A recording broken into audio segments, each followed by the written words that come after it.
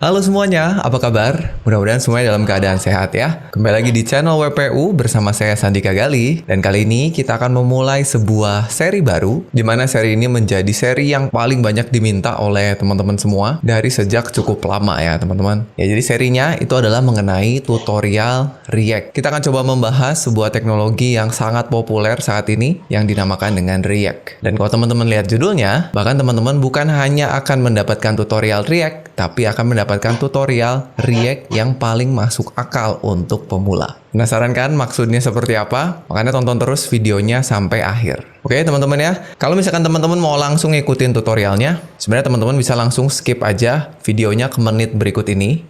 Kalau teman-teman nggak mau ngedengerin saya ngomel atau menggerutu dulu nih di awal-awal. Kenapa mau menggerutu dulu? Karena kita akan bahas dulu mengenai hal yang paling masuk akalnya terlebih dahulu ya. Mungkin teman-teman ada yang nanya, kenapa paling masuk akal Pak? Emang ada ya tutorial React yang nggak masuk akal? Ya jadi kita bahas ini dulu ya. Jadi selain memang supaya judulnya agak-agak clickbait, saya mau kasih tahu dulu alasannya kenapa saya bilang paling masuk akal. Jadi yang pertama gini, kalau kita mau belajar sebuah teknologi, bahasa pemrograman, atau framework, atau library, atau apapun lah ya, itu kan sebetulnya tempat belajar paling tepat adalah dari dokumentasi resminya. Bener nggak teman-teman? Jadi sebenarnya kita jangan dulu cari-cari di tutorial-tutorial lain. Kita jangan dulu cari di YouTube, kita jangan dulu cari di Stack Overflow, tanya ChatGPT. Kita baca dulu dokumentasi resminya dari pembuat itu apa.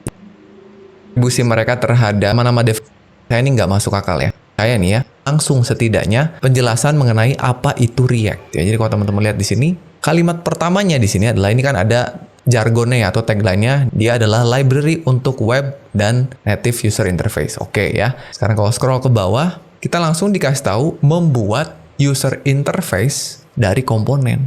Nah, di sini dikasih tahu React membuat kita dapat membangun user interface gitu. Jadi bukan apa itu React, tapi apa yang bisa dilakukan oleh React gitu. Padahal kalau saya pengen tahu dulu React itu apa. Yang pertama kita nggak bisa lihat ya. Kalau scroll ke bawah, itu cara pakainya. Nah, dan cara pakainya itu kita tiba-tiba dikasih sebuah function. Kita nggak dikasih tahu ini function kita taruh di mana. Jadi seolah-olah React ini dibikin untuk orang yang udah tahu cara pakainya. Cara pakai front-end framework atau front-end library gitu. Kalau teman-teman udah tahu, maka baca ini akan lebih mudah. Tapi buat yang belum tahu dan sama sekali belum pernah pakai, menurut saya agak bingung. Padahal kalau teman-teman lihat dokumentasi React yang versi sebelumnya, ini kebetulan saya juga buka. Ini dokumentasi React yang lama ya. Teman-teman lihat ini tagline-nya agak berbeda. Kalau ini menurut saya lebih mudah dipahami ya. Sebuah JavaScript library untuk membuat UI. Kalau yang tadi, kita lihat sebuah library untuk web dan native UI. Itu bedanya. Dan kalau di scroll ke bawah, yang lama tuh kita dikasih tahu penjelasannya. React adalah library yang deklaratif, berbasis komponen, belajar sekali, tulis dimanapun katanya gitu. Kalau menurut saya sih ini lebih menarik gitu ya. Walaupun tetap aja kalau kita scroll ke bawah, simple komponen. Nah, ini komponen ditaruh di mana nih? Apakah saya kopikan ke file JavaScript saya langsung jalan? Kayaknya enggak gitu. Nah, kalau misalkan kita telusuri lagi yang baru ya, kita balik ke yang baru, terus sekarang kita masuk ke Learn. Katanya kalau mau belajar React, masuk yang Learn ini. Yang pertama kita langsung dikasih tahu Quick Start. Selamat datang di React Documentation. Halaman ini memberikan kita pendahuluan ke 80% konsep React yang bisa dipakai sehari-hari katanya. Jadi langsung dikasih tahu, satu halaman ini udah ngasih tahu kalian 80% apa yang bisa dilakukan oleh React katanya. Nih anggap kita belum ngerti apa-apa ya, baru tahu JavaScript. Kita scroll ke bawah, langsung dikasih tahu bikin komponen katanya. Ketemulah function. Nah ini fungsinya saya taruh di mana gitu kan? Ini menurut saya agak bingung. Jadi karena saya pengen belajar React ini buat diajarin lagi, itu yang bikin saya bilang dokumentasi ini kurang masuk akal. Sampai saya udah coba buka satu-satu, sampai saya masuk ke installation-nya. Nah begitu saya masuk ke installation, ada satu menu di sini yang tulisannya Start a New React Project. Nih katanya gini, kalau kita mau membangun sebuah aplikasi atau sebuah website yang secara full menggunakan React, kami rekomendasikan supaya kita memilih salah satu dari React Framework. Waduh, saya pikir React-nya aja belum belajar, terus kita tiba-tiba dikasih tahu kalau mau bikin aplikasi atau website pakai React, pakailah framework. Nah, salah satunya ada yang disebut dengan Next.js. Saya tadinya nggak akan mengunjungi Next.js karena saya pikir React-nya aja belum paham kan. Tapi karena setelah saya baca beberapa halaman di depan sini masih belum menemukan alasan kenapa belajar React, saya coba deh masuk ke sini, ke Next.js. Nih, di sini ada Next.js tutorial. Nah, ini dia halamannya. Setelah saya masuk ke sini, saya baca tutorialnya sedikit. Nah, saya baca ini katanya Next.js adalah sebuah framework React yang fleksibel, bla bla bla gitu ya. Ini saya masih belum ngerti. Terus ke bawah. Nah, ini ada di sini. Apa itu React? Jadi saya menemukan apa itu React bukan di dokumentasi React-nya. Mulai dari React adalah apa, bahkan dia kasih tahu user interface itu apa. Nah, ini menurut saya ini lebih masuk akal. Dan kalau kalian lihat ke kiri, di atas kiri ya, ini ada satu menu yang menuliskan from JavaScript to React. Kalau kalian klik, nanti kalian bisa tahu bagaimana belajar React kalau kalian datang dari JavaScript. Nah, ini yang saya cari gitu ya. Jadi, untuk mencari pendahuluan tentang bagaimana kita belajar React, malah saya nemunya di sini di Next.js.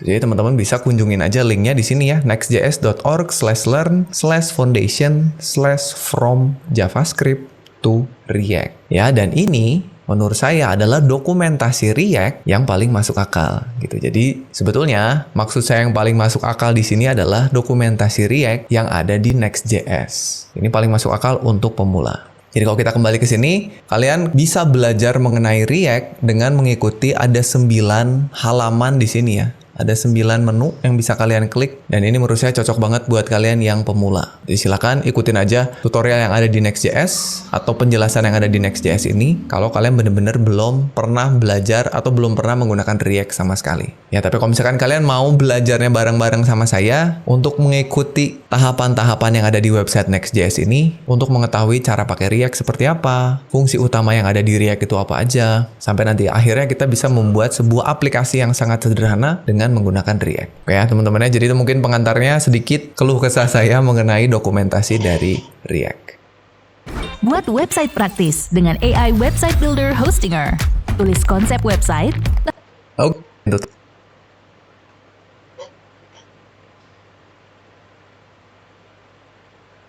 integrasi supaya antara Instagram sama Facebook itu bisa informasinya seamless gitu. Melakukan update di Facebook, Instagram ikut berubah, melakukan update di Instagram, yang ada di Facebook juga bisa ikut berubah gitu misalnya ya. Terus juga lagi bikin atau ngembangin mobile app-nya untuk Facebook. Sehingga UI dari masing-masing aplikasi tadi itu kan harus lebih mudah dikelola. Kalau kita misalnya melakukan sesuatu di mobile, ya pasti kan pengennya yang di desktop berubah gitu. Nah, untuk melakukan itu, makanya dikembangkanlah si React ini. Walaupun sebelumnya namanya bukan React, dia menggunakan nama yang lain atau bahkan library atau framework yang lain ya. Dan ini teman-teman sebetulnya bisa lihat di halaman dokumentasi React di bagian community, terus ada React video.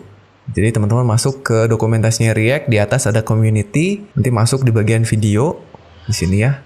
Ini ada video penjelasan mengenai React dari mulai yang paling baru, ini React Conference, sampai yang paling bawah nih. Yang tadi saya jelaskan itu ada di paling bawah nih, video pertama tentang React.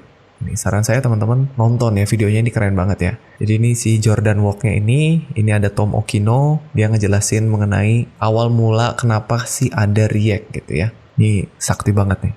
Oke, berikutnya, kenapa disebut React? Disebut React itu karena pengennya tuh menjadi sebuah library yang reaktif gitu ya. Yang artinya apa? Dia memiliki kemampuan untuk bereaksi atau merespon secara dinamis ketika ada interaksi atau perubahan data. Jadi, ketika kita melakukan sesuatu, pengennya aplikasinya tuh cepat bereaksi gitu. Kan disebutnya React, gitu, bereaksi. Nah, saat ini, tim pembuat React yang bikin React-nya, core timnya itu terdiri dari engineer-engineer yang ada di Meta atau di Facebook ya. Terus engineer-engineer yang ada di Vercel, ya, dan kebetulan tadi Next.js yang teman-teman lihat, itu kan yang buat perusahaannya Vercel juga ya. Jadi, saya juga yakin kalau dokumentasi React yang dibuat oleh Vercel, itu pasti benar gitu. Karena engineer-nya React, kebanyakan orang Vercel juga gitu ya. Dan selain dari dua perusahaan ini, banyak juga kontributor dari seluruh dunia. Baik itu yang ngembangin core-nya, core React-nya maupun kontributor untuk yang lain gitu. Salah satunya tadi dokumentasi ya. Nah, dan sampai saat ini yang mantep nih ya, yang keren, React ini sudah diunduh atau di-download sebanyak 19,3 juta kali. Kalau kalian lihat statistiknya di NPM. Dan kalau kalian buka repositorinya di GitHub, itu yang ngasih star udah 200.000 lebih gitu star. Jadi sangat populer sekali ya. Itu ya, jadi teman-teman sedikit mengenai React, apa itu React, terus sejarahnya React, terus awal mula React seperti apa. Mudah-mudahan jadi kebayang lah ya. Nah, berikutnya kita masuk ke bagian kedua. kita akan mencoba untuk transisi dari JavaScript ke React. Kita lihat dulu, kalau misalkan teman-teman udah tahu JavaScript, mau masuk ke React itu sebenarnya apa sih yang ditawarkan oleh React gitu. Ngapain pakai React kalau JavaScript aja bisa melakukan hal yang bisa dilakukan oleh React. Kita lihat ya. Jadi supaya nanti ke depannya kita bisa paham React-nya kalau kita udah paham JavaScript.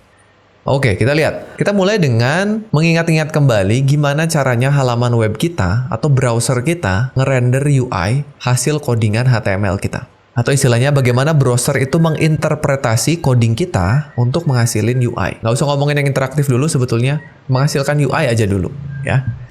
Nih, jadi saat kalian ngoding dengan kode yang ada di sebelah kiri, ini contohnya kan kita kalau ngoding web tuh pasti punya struktur seperti ini ya. Ada HTML, ada body, di dalamnya kita bisa bikin ada div-nya. Terus kalau mau bikin judul halaman pakai heading, kalau mau bikin list pakai UL atau OL, dalamnya ada LI. Ya, jadi ini yang kita ketikkan di kode editor kita, ya, begitu kita save, dan kita buka di browser, nah sebetulnya yang terjadi adalah browser akan membuat sesuatu yang disebut dengan DOM. Ya, pasti udah tahu kan? Dokumen Object Model. Jadi dia akan memodelkan struktur coding yang sebelah kiri menjadi ilustrasinya adalah sebuah DOM tree, pohon DOM. Ya, kenapa disebut pohon DOM? Karena ada hierarkinya. Sama seperti hierarki susunan atau silsilah keluarga gitu ya. Ada parent, ada child. Kalau anaknya banyak ada children. Kalau parentnya parent kita sebut grandparent. Kalau sejajar kita sebut dengan siblings. Atau saudara atau adik kakak lah ya, siblings gitu. Nah, jadi sebetulnya direpresentasikan sama browser sebagai DOM tree seperti ini. Jadi ada coding kalian, ada DOM tree. Nah, terus berikutnya, DOM itu apa? DOM itu adalah representasi objek. Kalau tadi kan visualnya ya, pohonnya itu visual. Sebenarnya di belakang layar, bentuknya DOM itu dia adalah objek. Visual kan supaya kita gampang melihat dan mahamin aja ya. Sebenarnya DOM itu dia objek. Dari HTML, tadinya coding, diubah jadi objek. Jadi, yang tadinya tree seperti ini, bisalah tampil di UI-nya atau di browsernya jadinya seperti ini. Jadi dari source code, diterjemahkan dulu jadi DOM, baru tampillah di UI-nya. Itu representasinya ya. Sesimpel apapun kalian nulisin coding HTML-nya. Dan kalau misalkan teman-teman masih bingung mengenai DOM itu apa, terus cara nyeleksi DOM seperti apa, cara nelusurin DOM seperti apa, sampai manipulasi DOM seperti apa, teman-teman bisa kunjungin aja playlist belajar dokumen object model yang ada di channel WPU ini. Saya udah buatkan cukup lengkap, ada beberapa belas video ya yang bisa kalian ikutin. Mulai dari teori DOM tree, bagaimana cara menyeleksi elemen pada DOM, sampai DOM manipulasi ya. Nah, sebenarnya manipulasi DOM itu apa? Jadi kita bisa mengubah tampilan atau mengubah UI yang ada di dalam halaman kita berdasarkan codingan HTML-nya. Ya, jadi kita bisa menambah, mengubah, atau menghapus titik-titik pada DOM tree tadi, tapi nggak lewat codingan. Kita bisa memanipulasinya pakai JavaScript. Nih contoh nih, misalnya kita punya struktur HTML sederhana lah seperti ini ya. Kita punya HTML, head, title, body, dan sebuah div yang nama ID-nya app misalnya. Ini nggak aneh lah ya. Div nama ID-nya app, isinya kosong. Udah, ini kita codingnya begini aja, index HTML terus kita save. Nah sekarang, gimana caranya kalau kita mau menyisipkan tag H1 di dalam div ini, yang di dalam tag H1-nya ada tulisan belajar React bareng WPU. Jadi tambahin emoji roket lah gitu ya. Supaya masuk ke dalam div ini, tapi nggak ngubah struktur HTML-nya. Kita ngubahnya pakai JavaScript, pakai teknik DOM manipulation. Ya, teman-teman harusnya bisa dong. Jadi saya minta, ini latihan ya. Silakan di pause dulu videonya, ketik ini di HTML kalian, bikin aja file namanya index.html. Terus nanti di bawahnya bikin aja script JavaScript, terus silakan manipulasi agar kalian bisa nyisipin H1 di dalam div-nya. Oke, silakan. Gimana? Sudah? Nah, kalau sudah kita lihat hasilnya. Nih, jadi kalau teman-teman mau nambahin sesimpel hanya tag H1 aja yang ada tuh header. Jadilah kita rangkai tuh H1 yang ada tulisan belajar React bareng WPU. Nah, udah jadi tuh, masih di memori nih. Sekarang, elemen H1 yang ada teksnya, kita masukkan lagi ke elemen app yang udah kita siapin. Paham kan? Kita taruh lagi app append child header. Masuklah tuh H1 ke dalam div yang kosong tadi. Sekarang kalau kita lihat di browser, muncul tuh belajar React bareng WPU. Simple banget. Ini bisa dilakukan pakai DOM selection dan DOM manipulation. Ya, mudah-mudahan kalian nyobain tadi ya. Nah, sekarang kita lihat bedanya antara source code yang pertama kali kita buat dengan hasil yang udah ditampilkan. Ya, ini perbedaan kode awal dan setelah dilakukan manipulasi DOM. Nih, kalau teman-teman klik kanan lalu view page source, yang teman-teman lihat adalah codingan awal. Ada coding div app yang kosong, lalu ada script buat manipulasi DOM-nya. Di sini H1-nya nggak ada, karena H1-nya dibikin pakai JavaScript kan. Nah, tapi kalau teman-teman klik kanan lalu pilih inspect, tampilnya begini.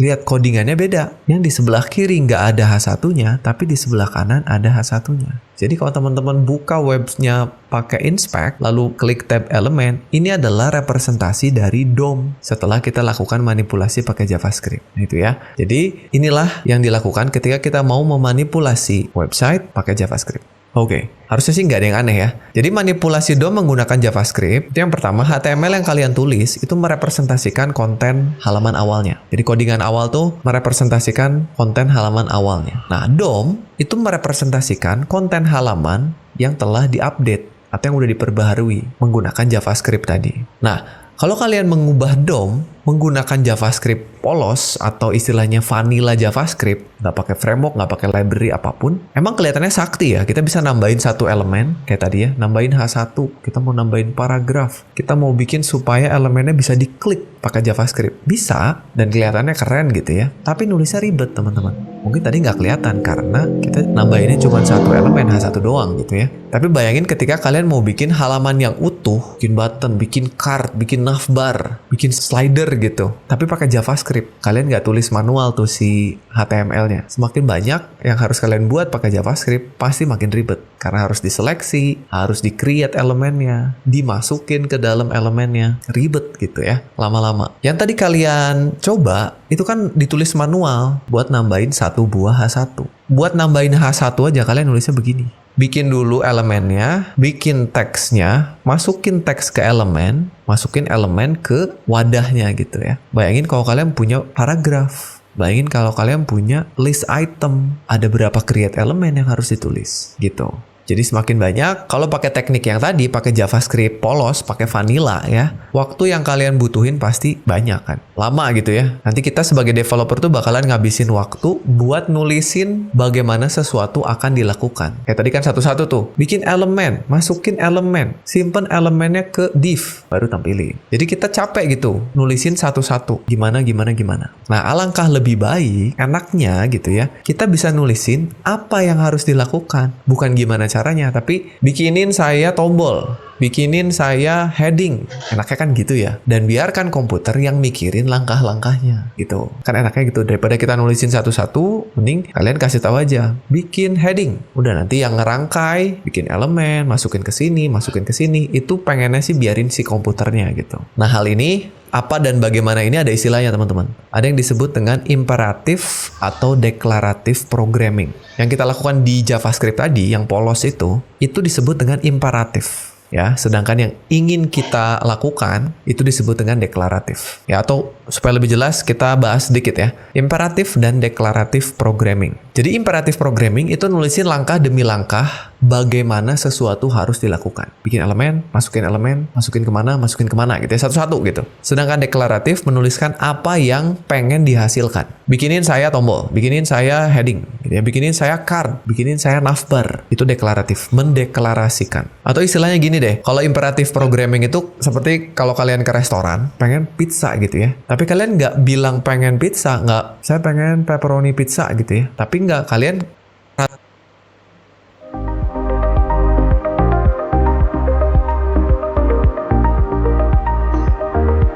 tempat penampungannya tadi. Kalau tadi kan pakai JavaScript, kita lihat div-nya kita kasih ID app. Nah, kalau sekarang React ngasih namanya ganti ya. Kalau React sebelumnya, React 17 itu ID-nya app. Tapi di React 18 dia ganti ID-nya jadi root. Nah, kenapa? Nanti kita lihat ya. Tapi yang pasti nih, yang tadi saya bilang React-nya manggil dua script tuh ini. Jadi ada script React-nya, React 18 dari sini, dan juga React DOM dari sini. Nanti di dalamnya kita tinggal buat nyiapinnya. Ini sebenarnya buat nyiapinnya kalian bikin JavaScript yang memanggil si root ini sebagai kontainer. Atau kalau misalkan teman-teman nggak mau ngetikin ini, males pak ngetik gitu ya, kita kunjungin dokumentasinya React. Silakan datang ke dokumentasinya React, terus klik Learn, terus kita ke Installation supaya dapetin filenya ya. Kalian scroll ke bawah, ada di sini Try React Locally.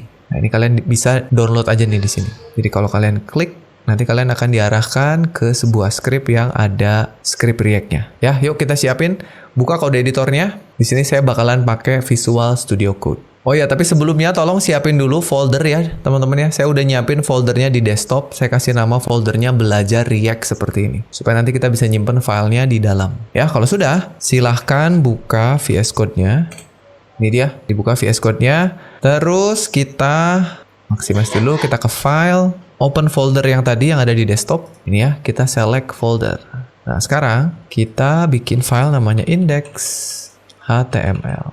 Oke, kalian boleh copyin semua script yang tadi dari dokumentasi React-nya, tapi kita akan copyin dikit-dikit supaya nanti kita paham maksud dari masing-masing barisnya apa.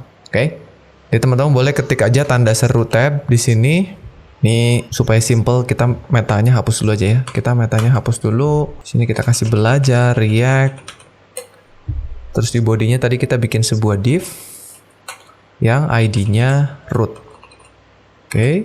Terus di bawah sini kita punya script yang tipenya text/JavaScript yang di dalamnya kita panggil apa tadi, const, lalu apa, container dokumen titik get element by ID. Sebenarnya mau pakai query selector juga bisa. JavaScript carikan saya elemen yang ID-nya root. Oke, nah ya, tinggal kita kopikan link ke React-nya. Kita buka lagi tadi dokumentasinya, kita copy 2 baris ini, script-nya aja. Ya, kalian bisa lihat lengkapnya ada di sini ya. Cuman anggap aja kita nggak paham gitu ya apa yang ada di dalamnya. Maka kita akan ikuti yang ada di tutorial Next.js-nya. Kita kopikan 2 ini dulu. Kembali ke sini, kita simpan di bagian head. Sudah ya, jadi kita udah manggil 2 script React. Save dulu, jangan dulu dijalanin. Kita balik dulu ke slide-nya. Oke, udah ya, 2 ini sudah. Berikutnya, kita siapin aplikasi kita. Kita tadi udah bikin div yang nama kelasnya root. Itu akan kita jadikan sebagai wadah dari aplikasi kita. Ya, nah ini untuk menyiapkan aplikasi React, kita butuh metode yang namanya React DOM .create root. Nah, metode ini diambil dari package React DOM yang udah kita panggil tadi. Kalau kalian nggak panggil yang baris 2-nya, ini nggak akan jalan. Ya, metode tadi kita akan gunakan sebagai wadah dari aplikasinya. Jadi React tuh pengen tahu dulu root aplikasinya mana nih. Setelah itu kita butuh sebuah metode yang namanya render buat nampilin elemen yang kita mau. Dalam hal ini elemen H1. Ya, supaya kasusnya sama dengan kasus waktu kita bikin pakai HTML polos tadi ya. Oke, jadi nulisnya gini, kita butuh variabel namanya root, sebenarnya namanya bebas aja ya. Terus kita panggil React DOM create root dari elemen yang udah kita tentukan tadi. Kebetulan tadi kan elemennya namanya div dengan ID root, kita simpan ke kontainer, masukin ke dalam create root, baru kita panggil root.render buat nampilin elemen yang mau kita tampilin. Nih, dari sini harusnya teman-teman udah bisa lihat, buat nampilin ya kita cukup 1 baris. Kalau pakai JavaScript tadi, kita butuh 5-6 baris. Ya, kita coba dulu. Kalian mau ketik manual ini boleh, silakan disalin. Atau mau balik lagi kita copy dari script yang kita download juga bisa. Ya, balik ke sini, kita ambil aja ini nih. Ambil. Cuman kan di sini tulisannya my app ya. Nah, ini disebutnya komponen, kita masih akan bahasnya nanti ya. Kita copy dulu aja. Kita simpan di bawah sini. Kita bisa kalian muncul buah compiler ya. Nah, gimana cara nginstal compilernya? Kita akan menggunakan sebuah compiler yang namanya Babel yang akan kita gunakan sebagai penerjemahnya. Ya, jadi kalian bisa nambahin Babel. Babel itu websitenya resminya ada di sini. Sama ya, kita pakai CDN lagi lewat unpackage ya. Tapi jangan lupa nanti kalian ubah tipe dari JavaScript menjadi text/JSX. Kan tadinya text/JavaScript ya. Untuk menginformasikan pada si Babelnya bahwa kita bakalan ngubah JSX menjadi JavaScript. Nih, kalian tambahin ini di atas scriptnya, terus jangan lupa nanti ganti nih. Tadi kan ini kita tulisnya JavaScript ya. Oke, ini kalian bisa copy lagi dari script yang di-download tadi. Nih, kembali ke sini, harusnya Babelnya ada di sini ya. Oh, ini disimpannya di head ya. Jadi boleh aja mau disimpan di head boleh. Kita kembali ke codingnya, kita simpan di head di sini. Kalau di slide saya disimpannya di bawah sini. Ya, nggak apa-apa juga, sama aja. Terus jangan lupa ganti ini, bisa jadi JSX atau bisa jadi Babel, sama aja. Ya, kalau teman-teman ganti jadi Babel, nanti tulisan di sininya tetap warna-warni. Oke, sekarang kita lihat lagi. Nah, sekarang errornya udah nggak ada, tulisannya udah tampil. Tuh ya, mantap ya. Sama nggak teman-teman?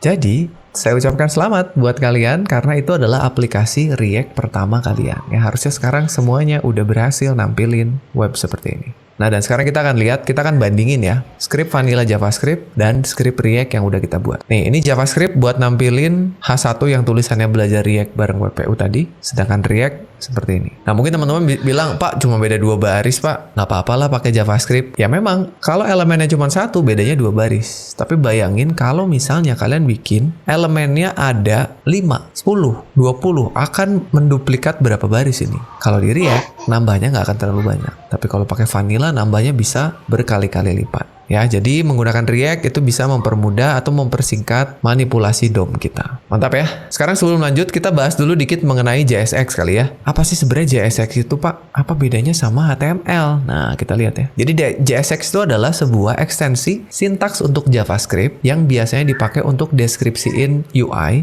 yang sintaksnya kayak HTML. Jadi sebenarnya yang kita tulis di dalam metode render tadi itu JavaScript. Ya, nanti kalian bisa lihat tuh gimana caranya JSX bisa keluar masuk JavaScript dengan mudah. Tapi sebenarnya itu JavaScript lain untuk pembungkusnya. Nah, apakah yang Anda maksud adalah JSX fragment? Jadi JSX fragment itu adalah banyak elemen yang mau kita jadikan satu, tapi tanpa bikin elemen baru. Sebenarnya kalian bisa bungkus ini pakai div, tapi nanti divnya jadi elemen sendiri. Kalau kalian nggak mau, kalian bisa bungkus pakai tag kosong kayak gini. Pokoknya, metode rendernya harus ngembaliin satu elemen. Ya, maka ini akan normal.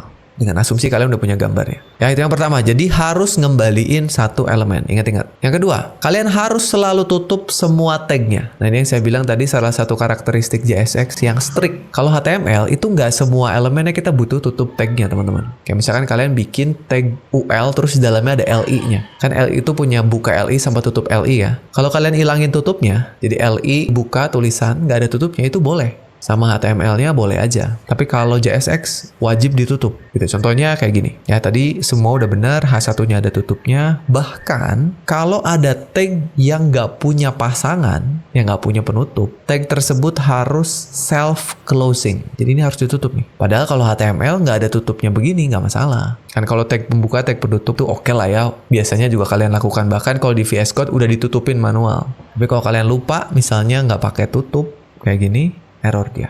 Unterminated JSX content. Jadi dia anggapnya si JSX-nya nggak selesai.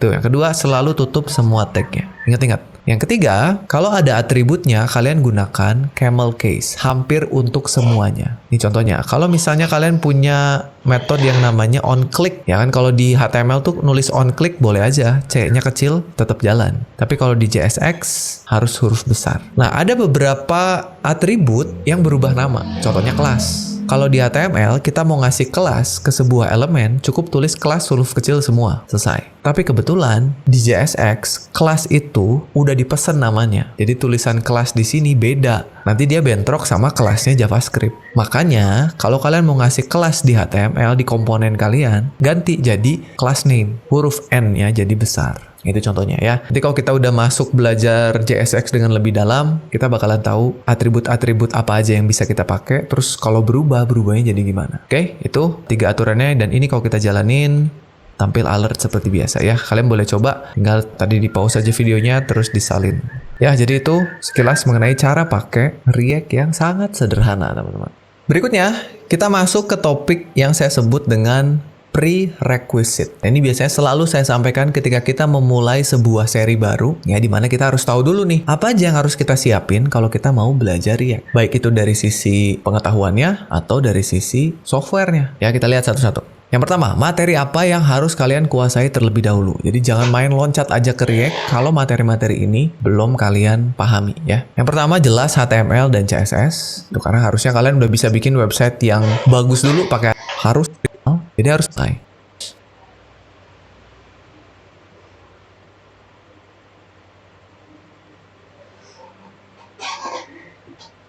Itu editor ya, atau kode editor. Kalian bisa pakai macam-macam, cuman yang akan kita gunakan di seri ini adalah VS Code yang harus kalian install linternya yaitu ESLint. gitu. Coba cek extensionnya udah diinstal apa belum. Terus konfigurasinya udah dilakukan apa belum. Nanti kalau misalkan belum, teman-teman bisa cek di dokumentasi React-nya ada gimana cara konfigurasi linternya. Jangan lupa juga install extension untuk format kode kalian supaya gampang diaturnya, nggak perlu ngerapihin manual yang namanya Prettier. Dan kalian bisa install browser extension yang namanya React Developer Tools. Ini kayaknya ada untuk semua browser-browser populer. Ya, setidaknya untuk browser yang saya pakai yaitu Google Chrome, ini ada. Oke, itu jadi prerequisite untuk belajar React di seri kita kali ini.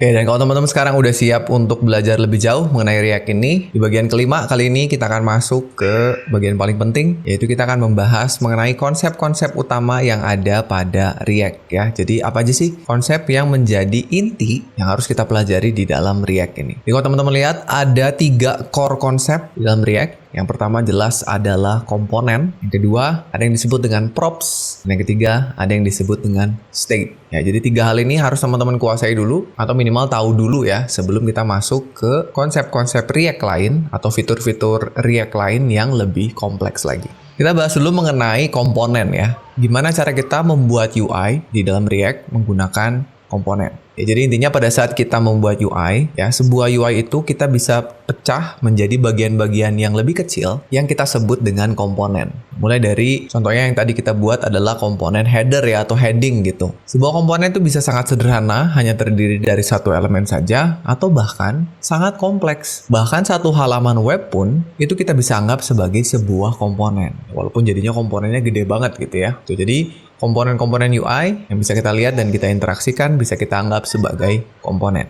Nah, dengan komponen itu kita bisa bikin potongan kode yang independen atau mandiri yang kedepannya bisa kita gunakan kembali. Atau jadi komponen yang reusable istilahnya.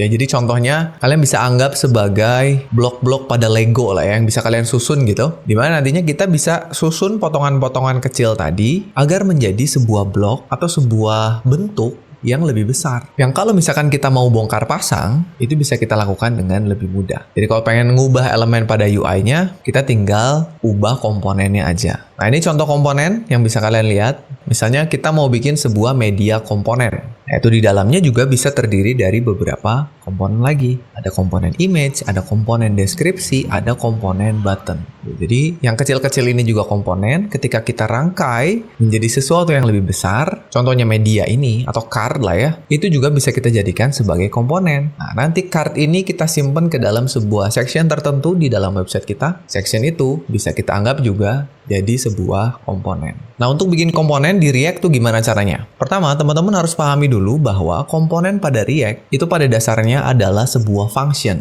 yang kita bikin pakai JavaScript. Jadi nanti setiap teman-teman mau bikin komponen, harus bikin function dulu. Nah, terus nama functionnya itu kalian harus tulis diawali dengan huruf besar. Ya kan, kalau function tuh biasanya huruf kecil ya, huruf kecil terus camel case, tapi kalau khusus untuk komponen, teman-teman bikinnya pakai huruf besar. Nah, nanti functionnya mengembalikan nilai elemen UI-nya. Dan elemen UI itu teman-teman tulis pakai JSX.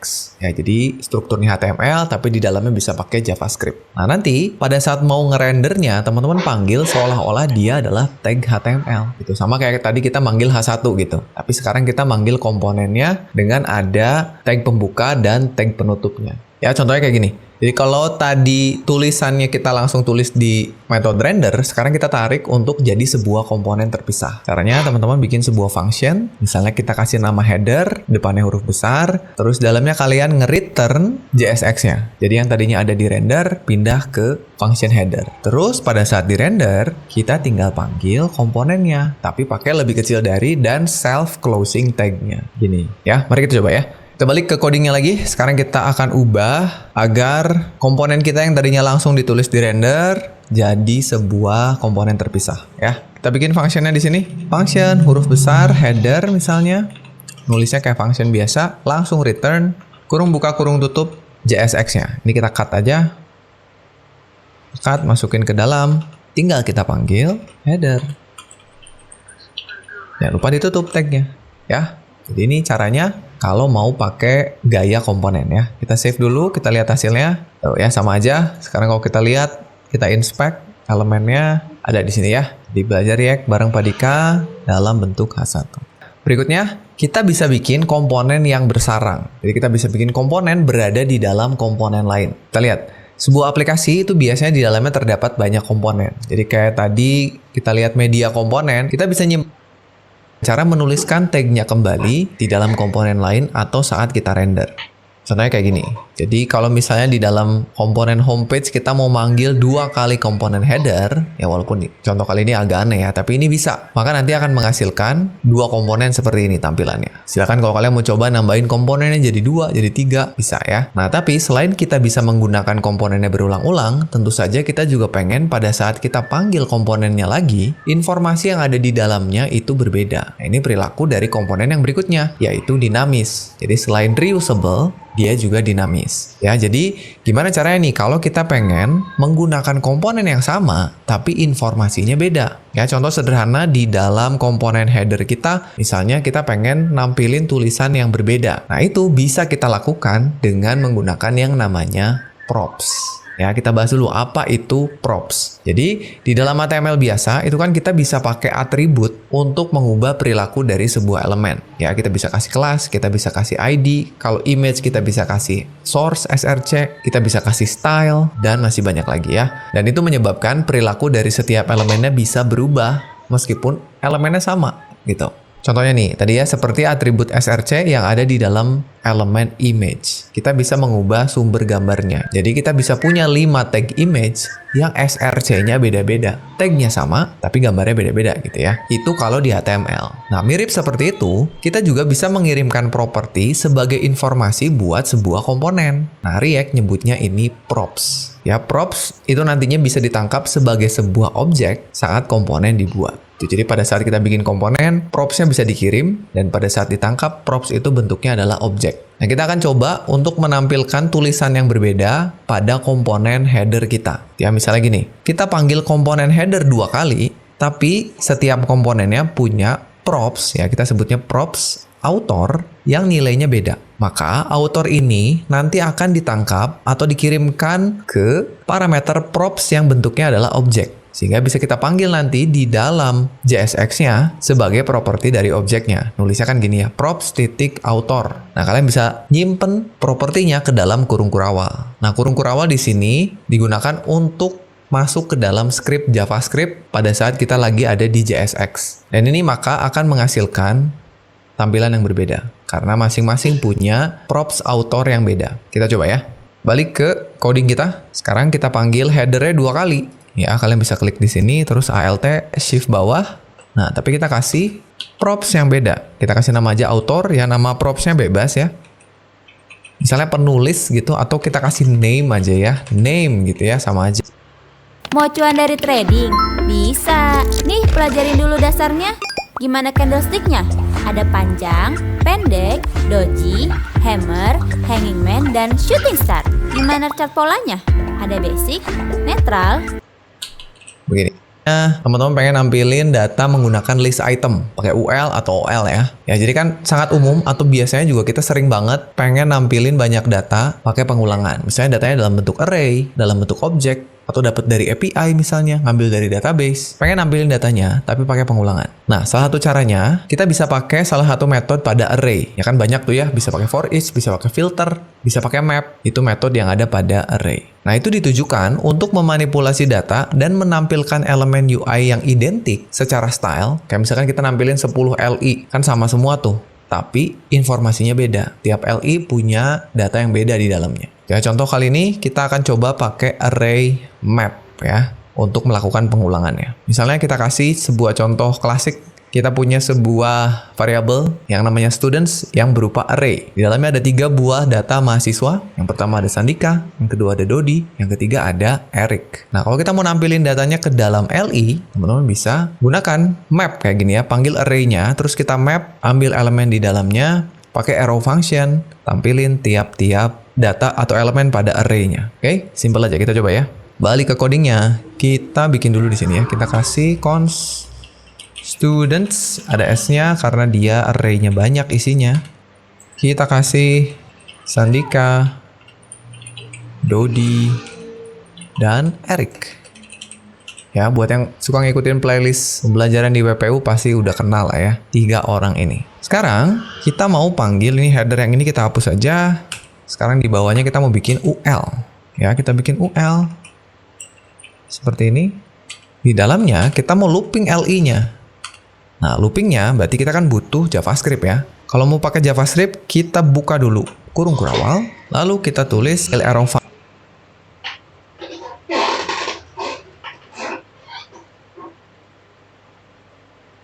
function yang bertugas untuk mengubah nilai elemen pertama tadi. Yang satu nilainya yang mungkin berubah-ubah, yang satu fungsi untuk mengubah nilainya.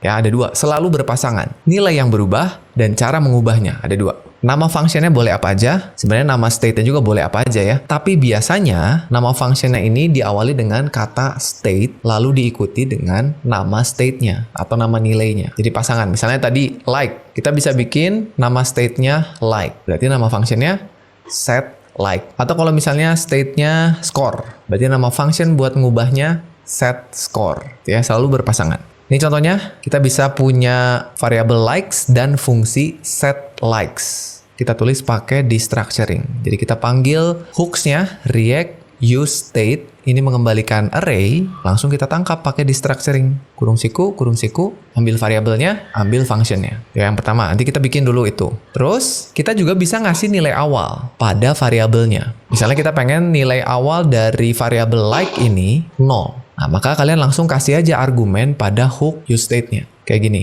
Nah, ini akan menentukan bahwa nilai awal dari variabel likes itu 0. Kalau mau diubah jadi 1 gimana? Nanti pakai set likes. Kita lihat. Set likes itu disebutnya state updater function. Sebuah function yang bisa mengupdate nilai dari state, variabel state. Ya, jadi set likes tadi namanya state updater function. Untuk menjalankan function, si set likes ini, kita bisa panggil di dalam function lain di komponen kita. Ya, jadi kita bisa bikin function set likes gitu misalnya. Misalnya gini, kita mau ubah nilai likes agar bertambah 1 setiap tombol diklik. Dan misalnya, kita akan lakukan di dalam sebuah function yang nanti kita buat namanya handle click. Ini function ketika event dijalankan. Ketika tombol diklik, panggil function namanya handle click. Nah, di dalam handle clicks nanti, kita panggil set likes gitu ya. Kayak gini. Panggil set likes, di mana nanti di dalamnya likes akan bertambah 1. Itu cara ngelola state di dalam React. Nah, nyimpan handle clicknya di handlernya.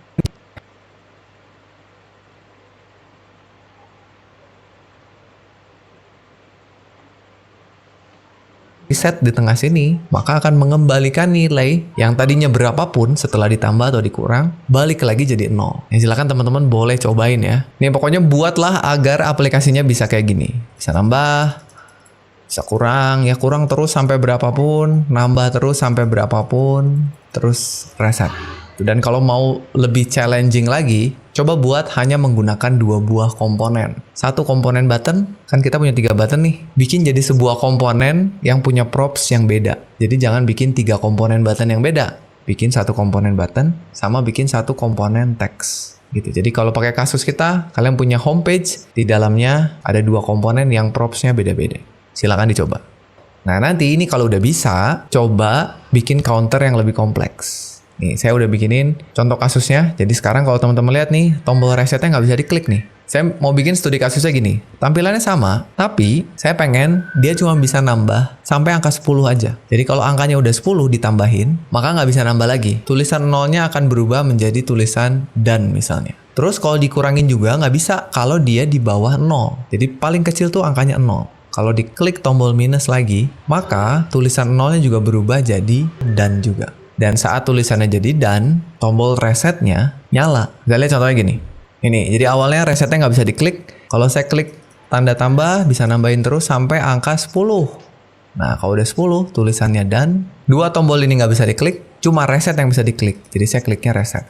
Ini saya bisa tambah, kalau saya kurangin lebih kecil dari 0, done juga. Jadi hanya bisa sampai 0 dan 10, baru reset lagi.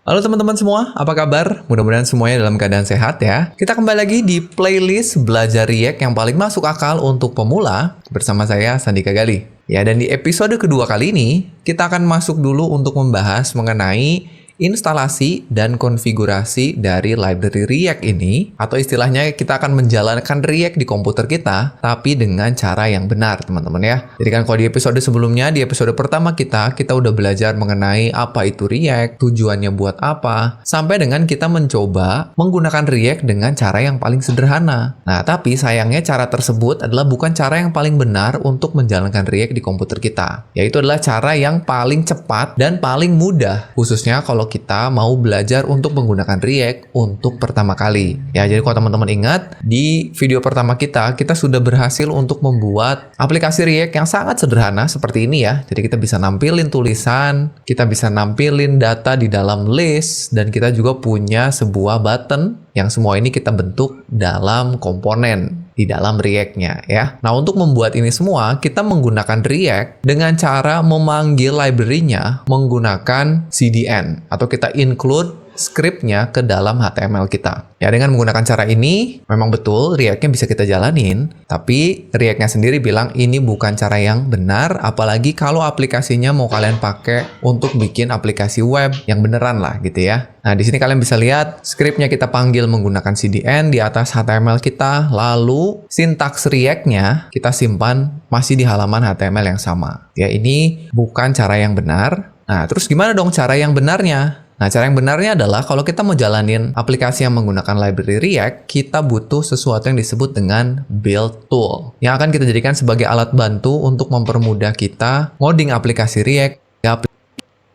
Itu script dengan modularisasi ya. Nah, inilah makanya kita butuh sebuah konsep yang namanya bundling. Kalau teman-teman pengen tahu lebih detail mengenai pembahasan ini, silakan tonton aja playlist saya mengenai Webpack ya. Kita bahas di situ kenapa sih kita butuh bundling system, kenapa kita butuh build tools. Saya udah bahas cukup lengkap. Nah, karena Webpack juga merupakan salah satu dari tools untuk build tadi. Jadi ada Webpack, ada Rollup, ada Parcel. Itu semua disebut dengan build tool, sama seperti Vite ini. Ya, bahkan sebelum Vite, React itu dijalaninnya pakai tools yang namanya Create React App atau CRA. Dan itu dibikin pakai Webpack. Nah, sekarang mungkin udah pada pindah nih ke Vite karena Vite jauh lebih cepat ya. Sekarang kita masuk ke Getting Started. Kita balik lagi ke sini. Nanti teman-teman bisa lihat di sini fitur-fiturnya ada apa aja. Tuh, jadi kita bisa menggunakan dari apa, dan itu di browser TS-nya. Ya, silakan diklik. Ini VM-nya harus kita install. Kita coba.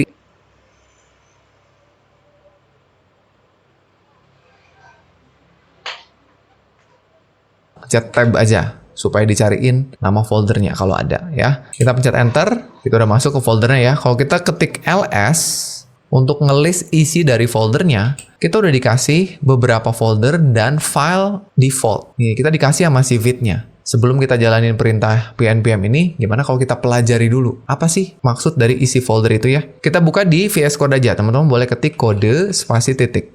Nanti kita dibawa ke VS Code langsung, kalau teman-teman udah install VS Code ya. Oke, lihat nih, kita dikasih 2 buah folder, dan kita dikasih beberapa file. Kita lihat dulu bagian Vite config ya, ini dari Vite-nya. Kita dikasih konfigurasi default. Nih, ini kalian lihat ada import from Vite, ada import React from ini gitu ya. Jadi nanti Vite ini akan membutuhkan React untuk menjalankan aplikasinya. Sekarang kita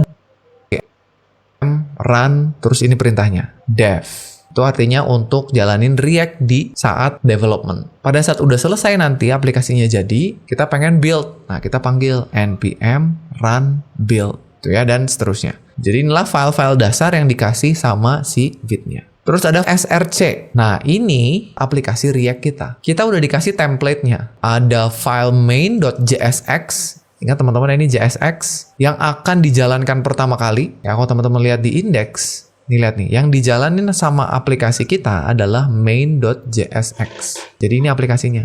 Nah, kita disuruh jalanin React dan kita disuruh ngimport app. Nah, app ini aplikasi kita. Sedangkan main.js ini adalah kontainernya, pembungkus dari aplikasi kita nih. Dan kalau kalian lihat, perintah ini sama dengan perintah yang kita tulis di aplikasi JavaScript kita di episode pertama. Ada React DOM, create root, document, get element by ID, root. Berikutnya kita juga sudah dikasih CSS default. Nih, index CSS. Terus, kita juga dikasih app.js, ini aplikasi kita. Tuh, ini udah ada nih aplikasinya. Nanti kita juga akan lihat ini cara kerjanya seperti apa. Dan app ini punya CSS juga yang ini. Jadi ada CSS untuk seluruh aplikasi kita. Ada CSS untuk satu komponen besar lah ya. Komponen besar dari aplikasi kita. Oke, sekarang kita jalanin. Cara jalaninnya adalah kita panggil perintahnya nih di terminal. npm lagi.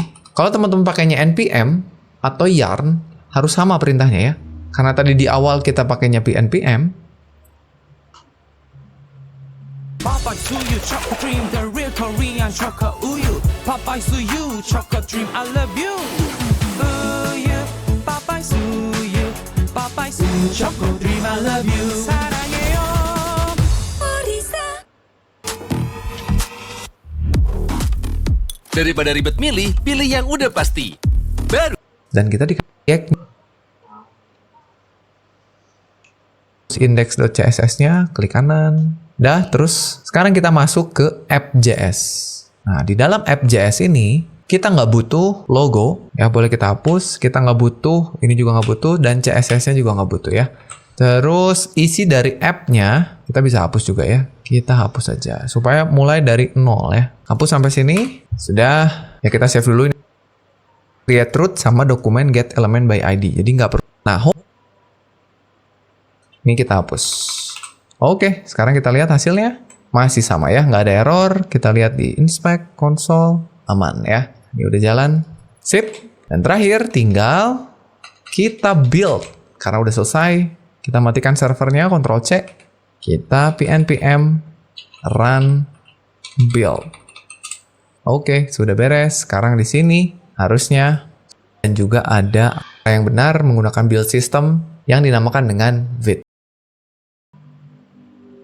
Halo teman-teman semua, selamat datang kembali di channel WPU bersama saya Sandika Gali. Dan kali ini kita kembali akan melanjutkan playlist tutorial React untuk pemula. Kali ini kita masuk ke episode kelima teman-teman ya. Kita akan membahas semua tentang komponen. Ya sebetulnya nggak semua banget ya, setidaknya kita akan belajar lebih dalam lagi mengenai komponen. Karena kan harusnya teman-teman sampai saat ini tuh udah paham apa itu komponen, cara bikinnya gimana, terus juga beberapa karakteristik di dalamnya. Nah tapi sekarang kita akan coba bahas lebih detail lagi teman-teman ya, supaya membahas lagi sampai dengan sangat besar. Ini masih kita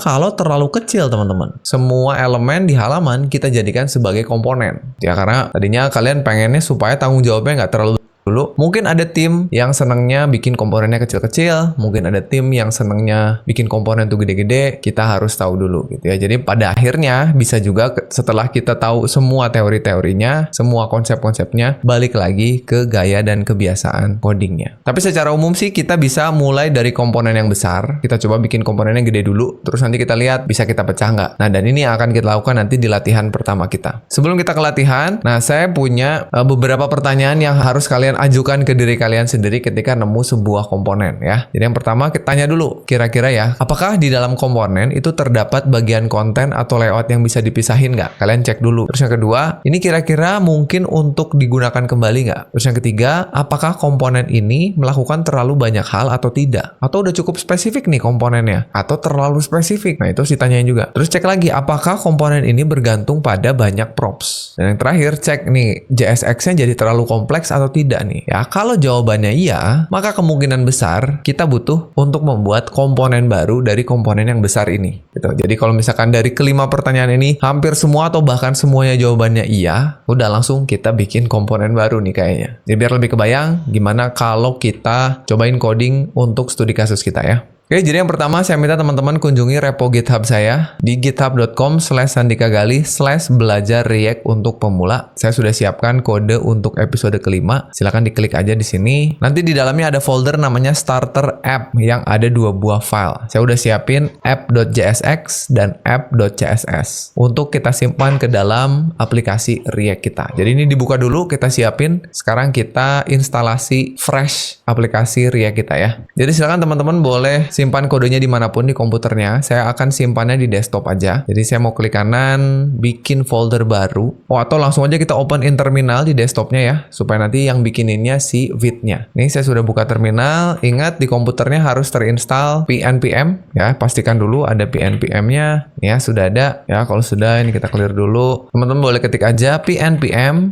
create Vite ya gini. Enter. Nanti ditanya project-nya apa. Nah, kita mau bikin project yang akan kita gunakan untuk beberapa episode ke depan. Saya mau bikin project untuk aplikasi anime sederhana ya. Jadi buat para wibu cocok banget nih. Kita bikinnya gini aja, anime app. Jadi ke depannya kita mau connect ke sebuah public API yang berisi daftar anime untuk kita tampilkan di website kita. Ya, ini sebetulnya project klasik ya. Silakan ditekan tombol enter aja. Terus kita pilih framework-nya pakai React. Silakan diarahkan pakai tanda panah. Terus kita pilih yang JavaScript polos saja. Oke, enter. Sudah ya, dibuatkan folder dan instalasi pnpm-nya. Jadi langsung aja ketik cd anime-app. Lalu enter. Terus kita ketik pnpm install. Kita tunggu. Oh, ini ada update ya. Nggak apa-apa, kita skip dulu update-nya. Nah, sudah beres. Tinggal kita buka dulu di code editor ya. Teman-teman boleh ketik kode, spasi titik. Ini sudah kebuka VS Code-nya. Terakhir, tinggal kita jalankan dulu aplikasi kita ya. pnpm run dev ya. Sesuai dengan perintah yang ada di sini. Oke, kita pencet enter. Nanti aplikasinya jalan di localhost port 5173 ya. Teman-teman boleh pencet kontrol, klik aja supaya kebuka di browser. Seperti ini. Sudah aman. Dan tinggal kita kembali ke kodenya. Ini biarkan saja terminalnya berjalan seperti ini. Kita buka sekarang kodenya ya. Kita akan hapus beberapa kode yang nggak kita butuhin. Karena halaman ini nggak kita butuhin ya. Kita kembali ke kodenya. Teman-teman boleh buka folder src. Nah, kita akan hapus index.css. Ini nggak kita butuhin, teman-teman boleh delete aja. Nah, berikutnya kita akan buka app.jsx. Nah, ini saya kecilin dulu sedikit. Nah, ini kita akan hapus semuanya. Ctrl A, terus delete. Kita akan ganti isinya dengan yang ada di GitHub. Silahkan buka GitHub-nya, arahkan ke app.jsx. Nah, ini ya teman-teman boleh klik tombol copy raw file di sini. Klik, kembali ke kodenya, kita paste, lalu kita save. Sudah. Dan berikutnya adalah app.css ya. Buka app.css, kita hapus semuanya, Ctrl A, hapus. Kita kembali ke GitHub-nya, sekarang cari yang CSS-nya. Klik CSS, sama kayak tadi ya. Klik tombol copy raw file, simpan di sini, save. Lalu terakhir kita coba ke main.jsx, kita akan hapus baris yang ini ya. Import indeksnya nggak kita butuhin karena tadi kita udah hapus ya. Teman-teman boleh pencet Ctrl Shift K untuk menghapus barisnya. Save, close. Lalu kita lihat di webnya. Nah, ini dia. Jadi sudah ada aplikasi sederhana. Ini kebanyakan masih tampilan aja ya. Jadi masih banyak yang belum berjalan. Misalnya search-nya belum berjalan. Terus nanti ke depannya kita mau bisa nambahin anime sendiri. Terus bisa ubah atau hapus. Dan kita bisa ngasih rating ke depannya. Tapi sekarang yang bisa dilakukan itu hanya menampilkan 4 anime. Ini anime yang termasuk anime favorit saya. 4 ini. Yang datanya diambil dari array of object yang kita buat di app.js. Ini masih saya tulis manual di sini. Ke depannya nanti kita akan connect ke public API. Ya, nggak apa-apa, ini kita ambil dari data array kita dulu. Tapi sekarang kita udah bisa klik masing-masing animenya. Ya, kalau diklik, dia akan menampilkan detail dari anime yang berbeda. Ya, One Piece, Naruto, Bleach, dan My Hero Academia. Ya, silakan nanti kalau kalian mau ganti, boleh aja ya, silakan diganti datanya, asal jangan properti-propertinya. Nilainya boleh ya, ganti judulnya, ganti tahunnya, silahkan. Nah, sekarang kita akan pelajari kodenya, teman-teman. Silakan dibuka dulu. Ya, ini saya tutup dulu sidebar-nya, Ctrl B. Kita lihat, ini yang CSS-nya kita close aja lah ya. Karena nggak akan kita oprek-oprek untuk sekarang. Kita akan lihat dari bagian paling atas. Ini di atas kita ada import hook-nya, use state, karena kita menggunakan beberapa state di bawah. Terus juga kita import CSS-nya ya. Tadi udah. Terus kita punya data yang saya kasih nama animes data karena animenya banyak jadi jamak gitu ya. Kita punya 4 data, ada One Piece, Naruto, Bleach, dan My Hero Academia. Nah, terus kita masuk ke komponen utamanya, komponen app. Nah, di sini di komponen kita yang pertama, kalau kalian lihat, ini saya masih punyanya hanya 1 komponen. yang JSX-nya sangat besar sekali. Tuh, jadi JSX-nya banyak. Ya, nanti tugas kita adalah mecah-mecah UI-nya menjadi komponen-komponen terpisah. Ya, kita pelajari dulu dari bagian paling atas. Nih, kita punya ada state query untuk mengelola query ini ya, walaupun sekarang masih belum jalan ya. Masih belum berpengaruh. Terus kita juga punya state untuk mengelola data animenya. Ini saya ambil dari array yang ada di atas. Ya, ini nanti akan kita ganti data defaultnya lewat API. Berikutnya kita punya state untuk selected anime untuk mengelola data yang tampil di sebelah kanan. Jadi mana yang kita pilih atau yang kita select akan mengubah detail dari kotak sebelah kanan. Itu state yang ini. Lalu ada state is open 1 dan is open 2. Ini untuk ngecek apakah kotak ini lagi dibuka apa enggak. Karena di sini saya kasih tombol minimize. Tuh, ya. Jadi ceritanya kita bisa nutup gitu. Oke, jadi ada dua. Yang sebelah kiri is open 1, yang sebelah kanan is open 2. Berikutnya kita punya sebuah function handle selected anime untuk memilih mana yang akan tampil di sebelah kanan. Ya, nanti ini akan kita kirim sebagai props. Nah, yang pentingnya di sini kita punya banyak elemen ya. Jadi yang pertama ada navbar untuk bagian atas. Ini semua ya. Di navbar ada 3, ada logo yang pertama. Oh ya, aplikasi ini namanya Weibo ya, WEEBOO ya. Ada logonya, terus di bawahnya ada search container. Nah, jadi search container ini menampung 2 hal, search inputnya dan search resultnya. Jadi secara default yang tampil semua data ceritanya ya, semua data yang ada di sini tampilnya 4. Nah, pengennya nanti kalau kita cari sesuatu gitu ya, munculnya sesuai dengan jumlah hasil pencariannya. Sekarang masih belum berjalan. Bahkan masih kita tulis manual 4 yang nanti kita benerin. Itu di bagian navbar, dan kayaknya teman-teman harusnya sekarang udah bisa mencoba-coba untuk berpikir atau nebak-nebak kira-kira ini cocoknya jadi komponen sendiri apa enggak gitu. Berikutnya di bawahnya ada komponen main ya, untuk nampung 2 kotak ini. Kotak yang pertama, ini ada elemen yang nama kelasnya box. Itu untuk kotak yang sebelah kiri berisi daftar anime. Ya, dimana saya punya tombol tuh yang sebelah kanan atas ini ya, ini button. Nah, nanti, dan di bawahnya saya punya kondisional. Kalau tombolnya lagi terbuka, is open 1-nya bernilai true, ya, defaultnya kan true ya. Kalau lagi bernilai true, tampilin listnya. Tapi kalau kita klik tombolnya jadi false, ya. Opennya tadinya true jadi not open jadi false, maka jangan tampilin UL-nya. Nah, kalau UL-nya tampil, saya melakukan looping terhadap animenya, terus saya tampilin satu-satu berupa list ya. Jangan lupa kalau list kan ada key-nya. Terus pada saat diklik, saya pengen ngejalanin handle selected anime untuk nampilin anime sebelah kanan. Di dalamnya ada gambar, ada judul, ada tahun.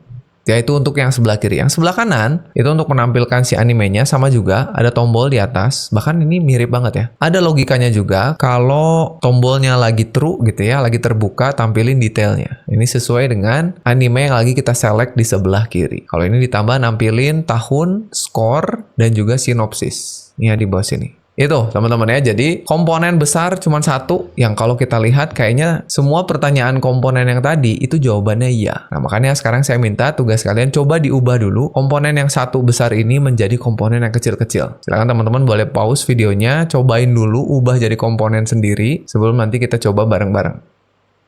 Buat website praktis dengan AI Website Builder Hostinger. Tulis konsep website, lalu tunggu AI buat website. AI bisa atur warna, gambar, font, dan teks sesuai konsep yang Anda mau. Edit tampilan website sesuka hati dengan editor drag and drop. Klik online kan untuk munculkan website di Google. Tersedia bantuan CS 24 jam dan jaminan 30 hari uang kembali. Coba AI Website Builder Hostinger sekarang. Hostinger 3, 2, online.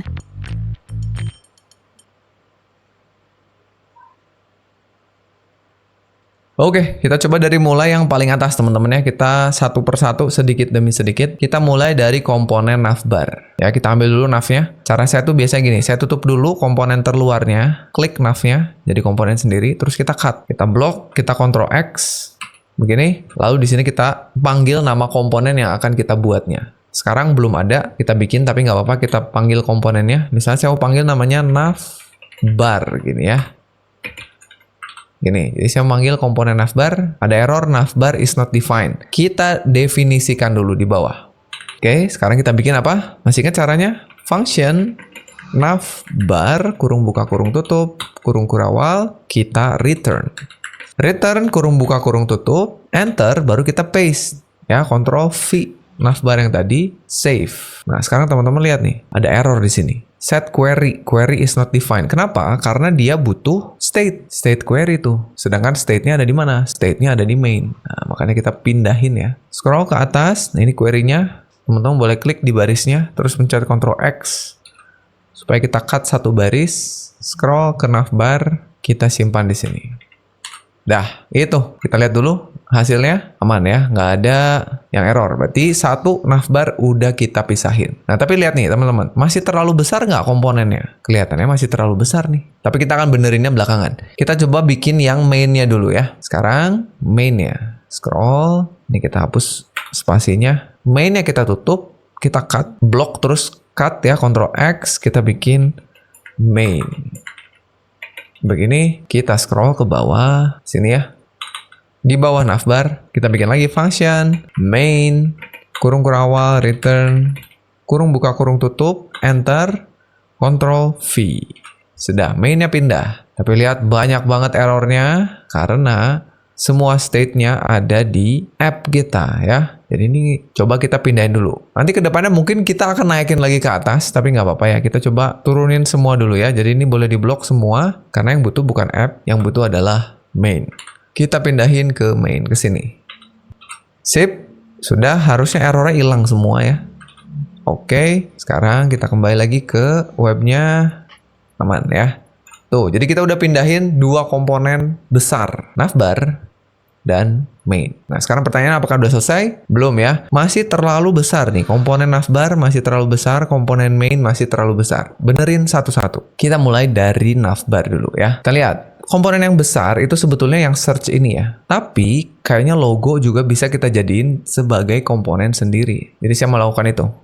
Yang logonya kita cut ya, div sampai tutupnya, Ctrl X, kita bikin logo begini, kita simpan di bawahnya function logo return enter logo.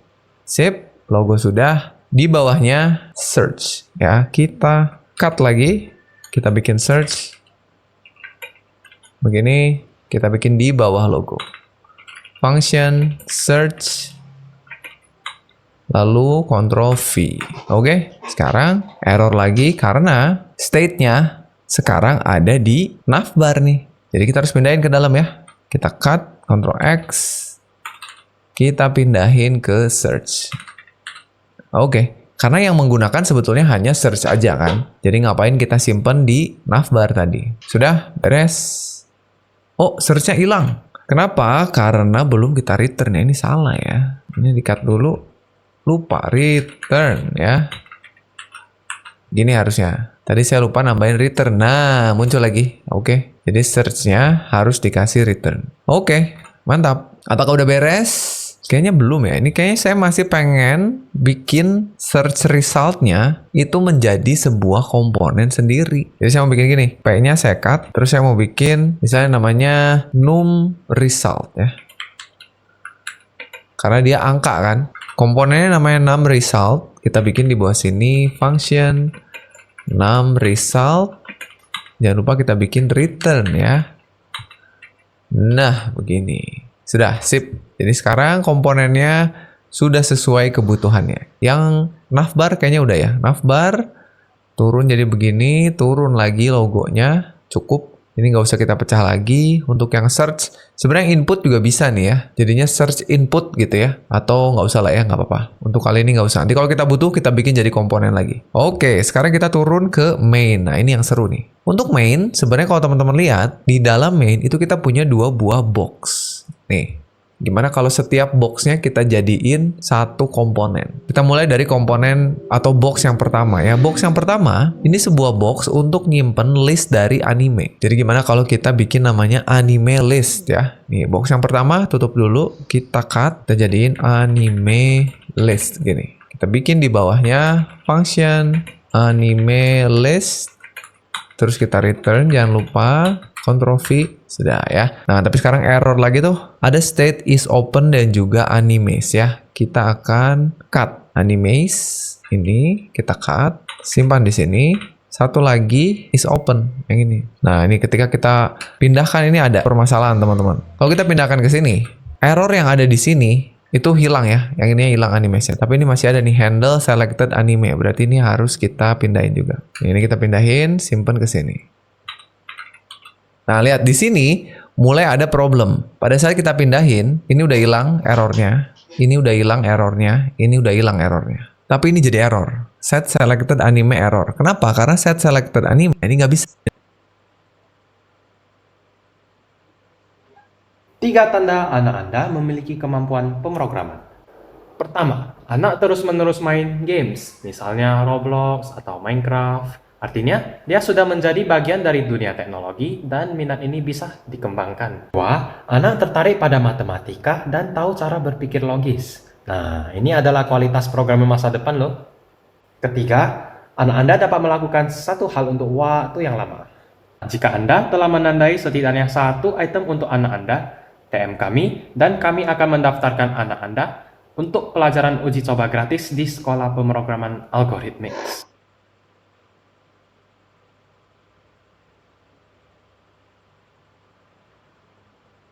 Hujan, tenggorokan gak nyaman? Bantu legakan dengan Strepsils, hanya dalam 60 detik.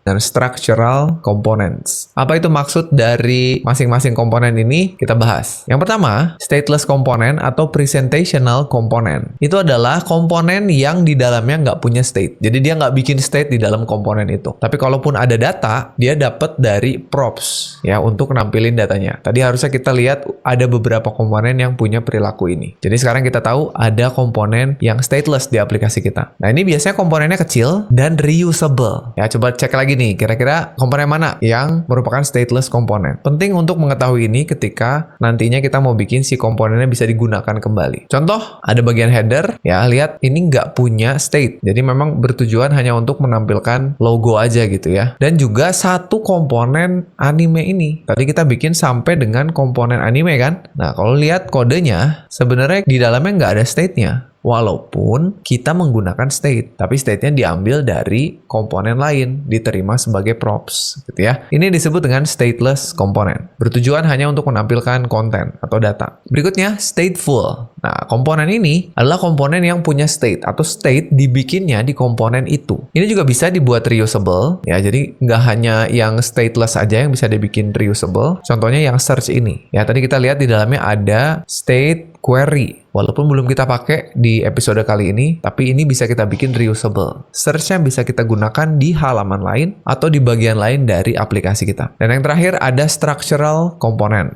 Nah, kalau ini berperan untuk membuat struktur aplikasi. Saat kita mau bikin layout, screen, atau pages. Jadi biasanya komponen ini digunakan saat kita ngegabungin banyak komponen lain. Ya, atau istilahnya dihasilkan dari komposisi. Komponen ini biasanya berukuran besar dan agak susah atau disebutnya juga non-reusable gitu, jadi nggak bisa digunakan lagi. Contoh yang paling utama adalah komponen main, ya kan? Main itu terdiri dari 2 komponen, bentuknya kayak struktur. Bahkan komponen app kita bisa kita anggap sebagai structural component, karena tugas dia ngegabungin komponen-komponen aja untuk membentuk struktur dari aplikasi kita. Oke, jadi itu dia, ada 3 struktur komponen yang harus kita pahami. Silakan teman-teman cek lagi di aplikasi yang udah kita buat tadi, mana yang stateless, mana yang stateful, mana yang structural. Oke, sekarang kita udah tahu banyak hal tentang komponen. Kita akan coba melihat masalah yang ada pada komponen, terutama pada aplikasi yang udah kita buat tadi. Ya, aplikasinya jalan sampai saat ini normal-normal aja kelihatannya, tapi ada masalah. Masalah yang paling terasa tadi adalah sesuatu yang disebut dengan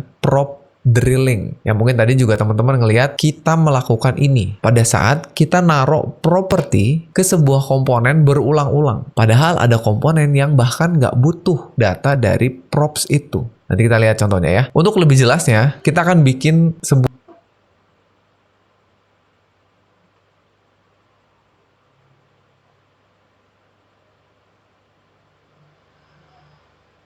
di aplikasi kita, modularity, supaya UI kita terpecah menjadi komponen yang masuk akal gitu ya. Komponen kecil, masuk akal, supaya gampang dikelola dan dipahami. Apalagi kalau kalian kerja tim. Manfaat lain adalah separation of concern. Jadi komponennya itu dapat fokus ke fungsionalitasnya masing-masing. Supaya nanti ketika kalian mau ngedebug ya, atau ngetes, itu menjadi lebih mudah. Dan yang terakhir, agar kodenya mudah di-maintain atau maintainability. Kalau kedepannya kalian mau melakukan perubahan, mau ngupdate, itu nggak susah. Kalau komponen composition kalian udah bagus gitu ya. Caranya gimana?